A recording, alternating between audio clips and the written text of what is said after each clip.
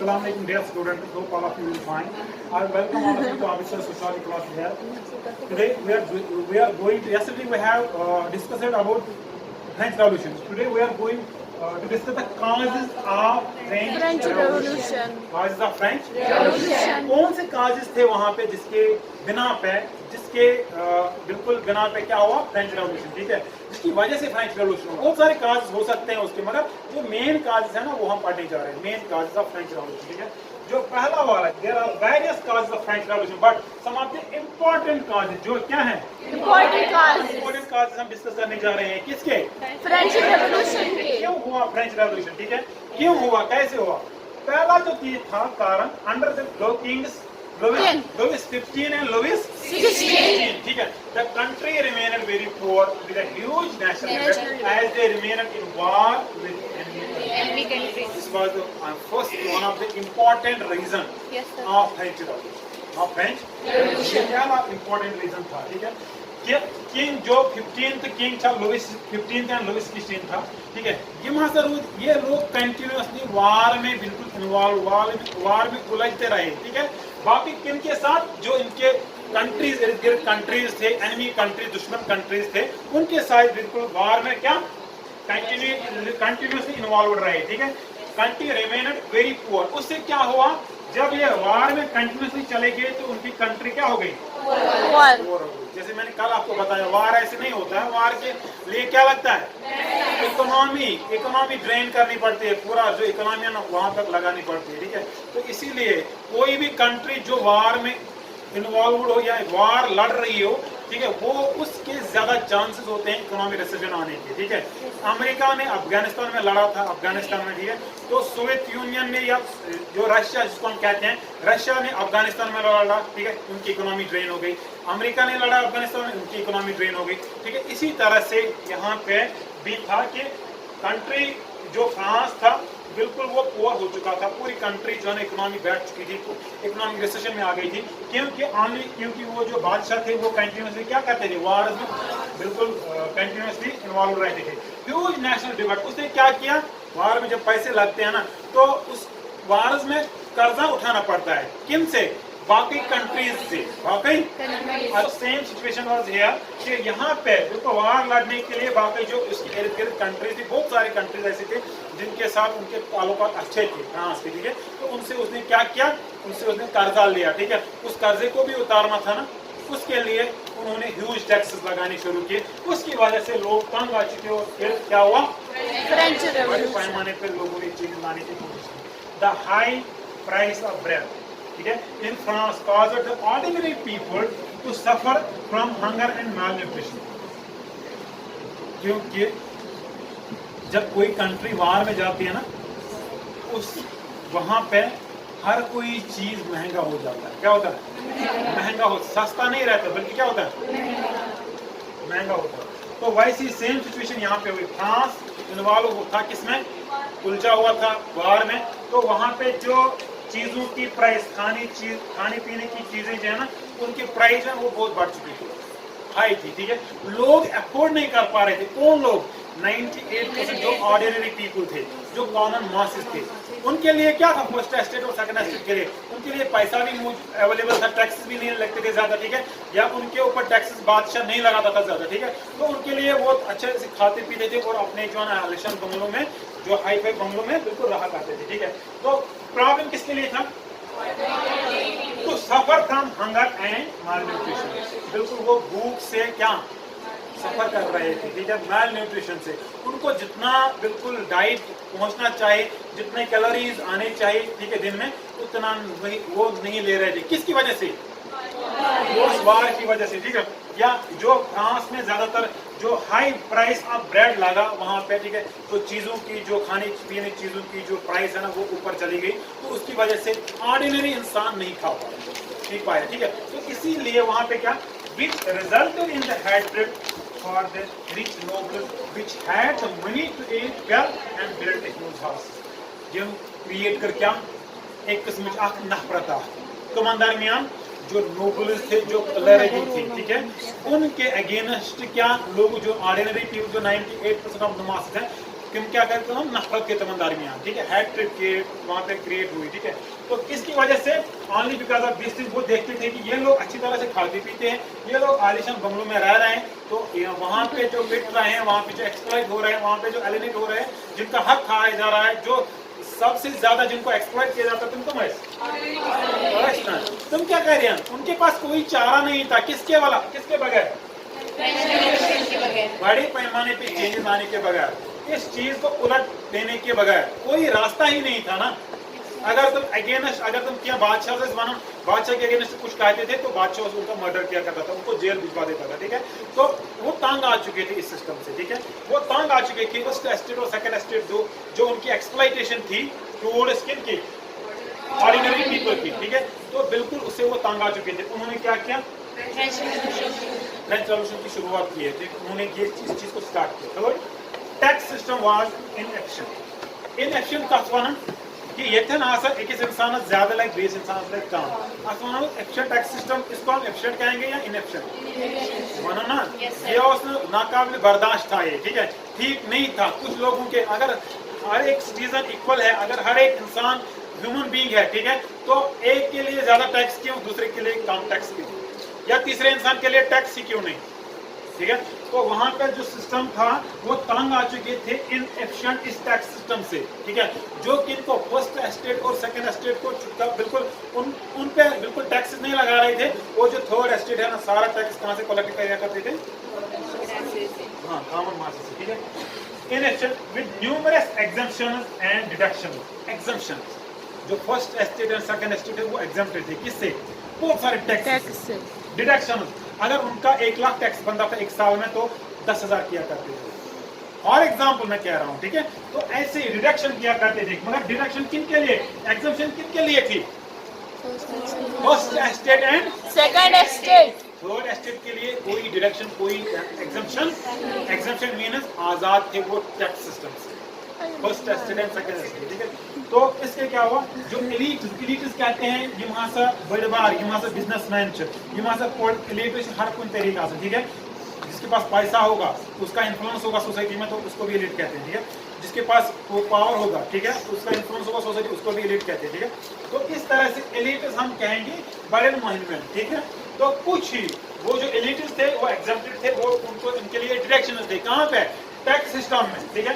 वो collected taxes, वो collect करते थे कि क्या चीज, टैक्स। दस France landed into financial trouble, ठीक है।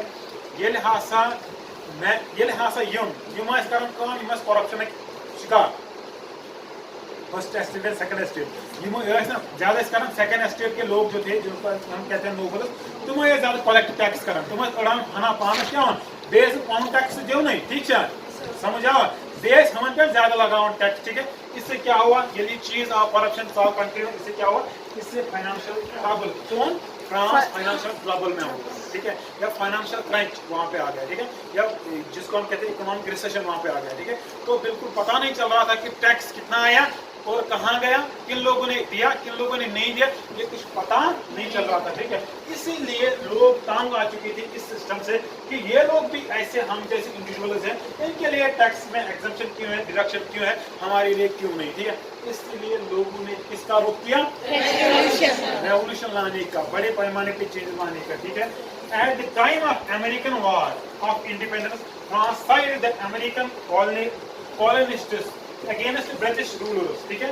जो ब्रिटिशर्स है, ग्रेट ब्रिटेन था, ग्रेट ब्रिटेन और अमेरिका में वार चल रहा था, ठीक है, पावर की लड़ाई चल रही थी। फ्रांस ने किसका साथ दिया, अमेरिका का, ठीक है। तो वहां पे भी जाहिर सी बात है, ये इस मीन्स दैट कभी कभार मुझे पैसा भी देना पड़ेगा उसको, कभी कभार मुझे बिल्कुल उसको मदद भी करना पड़ेगा, ठीक है, या बहुत सारी चीजों के जरिए हेल्प करना पड़ेगा, ठीक है। क्या कि अमेरिका और ब्रिटेन लड़ रहा था, मगर अमेरिका को भी कुछ जो है ना कंट्री सपोर्ट कर रहे थे, और ग्रेट ब्रिटेन को भी कुछ लोग सपोर्ट कर रहे थे, ठीक है। हुआ ये कि जो अमेरिका में वार लड़ने के लिए पैसा चाहिए, उनकी इंडिपेंडेंस आजादी के लिए वार लड़ने के लिए पैसा चाहिए, उसमें फ्रांस का भी क्या कंट्रीब्यूशन था। उसकी वजह से क्या हो, पहले ही ऑलरेडी हमारी कंट्री इकोनॉमिक रिसेशन गुजर रही है या इकोनॉमिक डिबेट में है, हम दूसरे मुल्कों के कर्जदार है।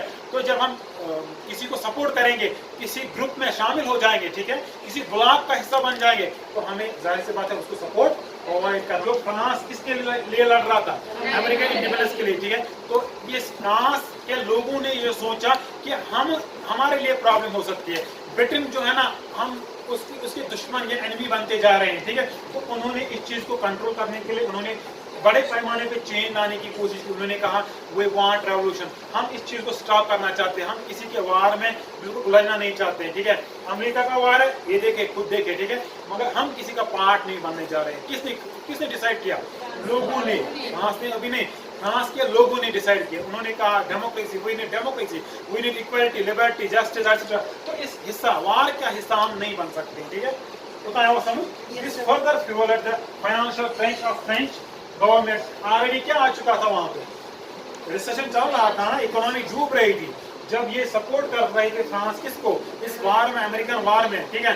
तो इससे फर्दर जो इकोनॉमी थी कंट्री की, वो क्या नीचे चलेगी, डाउन हो जाएगी, ठीक है। तो इससे लोग तंग आके उन्होंने बात की कि we need a revolution, we need change, मगर एट लार्ज स्केल लेवल, ठीक है, या एट लार्ज लेवल। तो उसका नाम फिर बाद में फ्रेंच रेवोल्यूशन रखा गया, ठीक है। या in other words we can say that this was another cause for the French revolution और ब्रिंगिंग फ्रेंच रेवोल्यूशन, ठीक है। तो आया वो समझ, देखिए, ठीक है। They also wanted freedom of religion. चलो काम इधर वो कोई क्वेश्चन क्या सिस्टम में फ्रीडम ऑफ रिलीजन, व्हाई ग्रीवियस पता रेज योर हैंड, क्यों मैंने क्यों वो फ्रीडम ऑफ रिलीजन चाहते थे? रेज योर हैंड, ग्रीवियस पता, यस पता। So King Louis XVI he was exploiting the people of France by using religion as his weapon. Louis XVI का वो as a tool religion को इस्तेमाल करना। Yeah. They also wanted freedom of religion by questioning religion and regarded that nothing remains sacrosanct. Nothing remains sacrosanct. Sacrosanct means final. Final. ठीक है। उन्होंने religion को challenge किया, उन्होंने रिलीजन को क्वेश्चन किया। क्यों क्वेश्चन किया? ये भी एक कारण था फ्रेंच रेवोल्यूशन आने का, ठीक है। इसकी वजह से भी, इसका भी कुछ हाथ था, कुछ मतलब हिस्सा था फ्रेंच रेवोल्यूशन आने में, ठीक है। कैसे? क्योंकि जो बादशाह था, जो मोनार्की सिस्टम वहाँ पे एग्जिस्ट हो रही थी, ठीक है, जो लुई 16 था, वो लोगों को एक्सप्लॉइट किया करता था, मगर क्या लेके? रिलीजन को टूल बना के, रिलीजन को एज एन इंस्ट्रूमेंट यूज करके, ठीक है। तो वो बिल्कुल क्या लोगों ने कहा, लोगों ने जब देखा कि रिलीजन हमारे लिए एज ए टूल बन रहा है, एक्सप्लॉइटेशन का एक जरिया बन रहा है, तो उन्होंने कहा कि हम बादशाह के क्यों माने, हम जो हमारा किंग है, हम उसका क्यों माने कि वो उसको गार्ड ने भेजा है हम पे, हमारे ऊपर रूल करने के लिए, हम उसको क्वेश्चन ही कर देंगे कि अगर रिलीजन अगर ऐसा सही है तो हमें प्रूव करके दिखाए। जब बादशाह फेल हो चुका इसको प्रूव करने में, प्रैक्टिकली प्रूव करने में, तो लोगों ने इसके ऊपर क्वेश्चन उठाया। उसने लोगों ने कहा कि नथिंग रिमेन्स सैक्रोसेंट, कोई भी चीज फाइनल नहीं रहेगी तब तक जब तक हमारी रैशनैलिटी, हमारी अकल जो है ना तस्वीर नहीं करेगी, जब तक उसके पीछे लॉजिक नहीं होगा, रीजन नहीं होगा, जो भी है व्हाटएवर, ठीक है। तो इस चीज को उन्होंने देखा, इस बेसिस पे उन्होंने कहा कि वी नीड ए रेवोल्यूशन बड़े पैमाने। क्यों? अगर आपको रिलीजन से छुटकारा पाना है, अगर आपको रिलीजन जो एज ए टूल इस्तेमाल किया जाता है आपको एक्सप्लॉइट करने का, एक्सप्लॉइटेशन और एलिनेशन करने का, अगर इससे आप निजात पाना चाहते हो, तो बिल्कुल छुटकारा पाना चाहते हो, तो you have to bring a revolution, you have to वो चेंज, मगर एट लार्ज स्केल लेवल, ठीक है। तो इसलिए रिलीजन को क्वेश्चन किया गया कि अगर गॉड कहता है हमें दिखाए कहाँ पे कहता है, कैसे कह रहा है, ठीक है। तो लोगों ने नहीं माना फिर रिलीजन को, ठीक है। इसीलिए जब इंटेलेक्चुअल रेवोल्यूशन हुआ, जब एनलाइटनमेंट हुआ ना, कल आपको एनलाइटनमेंट पढ़ना है यहाँ पे, ठीक है। हम एनलाइटनमेंट पहले नहीं पढ़ेंगे, हम पढ़ेंगे पहले इंडस्ट्रियल रेवोल्यूशन, उसके बाद में हम एनलाइटनमेंट पढ़ेंगे, ठीक है। तो एनलाइटनमेंट पढ़ेंगे, उसमें आपको पता चलेगा कि कैसे रिलीजन को चैलेंज किया गया, कैसे रिलीजन को चैलेंज किया गया, ठीक है, वहां पे। क्योंकि उन्होंने कहा कि हम इसी पे भरोसा करेंगे कुछ चीज पे जिसको हम प्रूव कर सकते हैं, जिसको हम प्रूव नहीं कर सकेंगे उसको हम हमारी सोसाइटी में हमारे लिए कोई इंपॉर्टेंस नहीं है, ठीक है। फर्दर इसकी वजह से भी बिल्कुल फ्रेंच रेवोल्यूशन से थोड़ा सा हुआ, मतलब लाने की कोशिश की उन्होंने। Further more France fought 2 big war, लड़ाकू, ये किंग लुई 16 लड़ाकू था ना, ठीक है। तो ऑस्ट्रियन सक्सेशन, ऑस्ट्रिया को आजाद करने के बाद, and 7 years war accelerated the financial trouble. जो ग्रेट ब्रिटेन था ना, 7 साल उन्होंने वार लड़ा उसके साथ, ठीक है। मतलब होता है ना वार, कहीं वाकई कारगिल वार या world war first world war second तो बहुत सालों से ये लड़ा जाता था।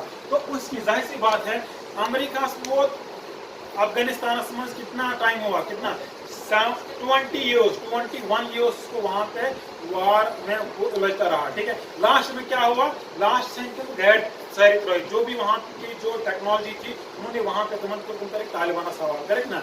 क्यों? क्योंकि उनकी इकोनॉमी इतनी डूब चुकी है, अभी भी अमेरिका की इकोनॉमी इतनी डूब चुकी है कि वो वहां से चीजों को वापस भी नहीं ले पाए। ठीक है, ऐसी हालत होती है किसकी, जब वार में जाते हैं। ठीक है, वार में नुकसान होता है। ठीक है, 7 इयर्स का वार हो तो कंट्री जाहिर सी बात है फाइनेंशियल प्रॉब्लम में जाएगी कि नहीं जाएगी। इससे बचने के लिए अब फर्दर ट्रबल हमारी कंट्री पे ना हो या फर्दर हमारी कंट्री फाइनेंशियल ट्रबल में ना आ जाए, लोगों ने रिवोल्ट किया, लोगों ने मूवमेंट चलाई कि हमें किसी से लड़ना नहीं, हमें किसी जंग नहीं करना, हमें वार में नहीं उलझना, हमें क्या करना है, हमें अपनी कंट्री का सोचना है, ना बाकी किसी चीजों का सोचना। इसीलिए it was also responsible for the French revolution. ये थे काजेस, मेन काजेस जो रेस्पॉन्सिबल थे किसके लिए, फ्रेंच रेवोल्यूशन। और जाहिर से इसके अलावा right to vote, equality, justice, liberty, fraternity, ये तो थे ही। ठीक है, इसके लिए तो लोग लड़ रहे थे, ये तो थे, मगर इसके अलावा भी ये सारे काजेस थे जो रेस्पॉन्सिबल थे किसके लिए, फ्रेंच रेवोल्यूशन। French revolution. समझ आया? जी सर। इसके